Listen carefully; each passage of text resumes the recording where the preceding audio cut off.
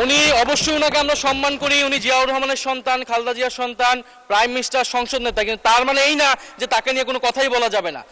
মাননীয় বিরোধী দলীয় চিফ হুইপ, আমরা আসলে বিতর্কে যেতে চাচ্ছি না, একটা বক্তব্যের প্রেক্ষিতে উনি বক্তব্য দিয়েছেন। আমরা আসলে এইভাবে চললে তো সংসদ।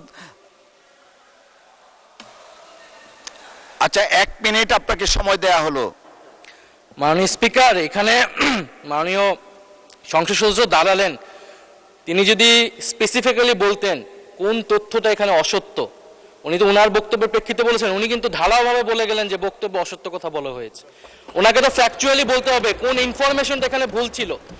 আর মাননীয় সংসদ নেতার কথা যদি বলেন, প্রধানমন্ত্রীও ভুল করতে পারেন। প্রধানমন্ত্রী এই মাননীয় সংসদে দাঁড়িয়ে বক্তব্য দেওয়ার সময় স্লিপ অফ টাং হয়েছেন, উনি তার ভুল শুধরিয়েছেন। ওনার বক্তব্যের সমালোচনা করার অধিকারও বিরোধী দলের আছেন।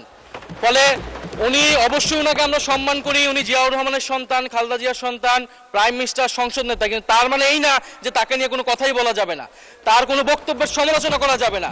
আমরা তো গণতন্ত্রের দিকে যেতে চাচ্ছি, আমরা কোনো ফ্যাসিবাদের দিকে আবার যেতে চাচ্ছি না।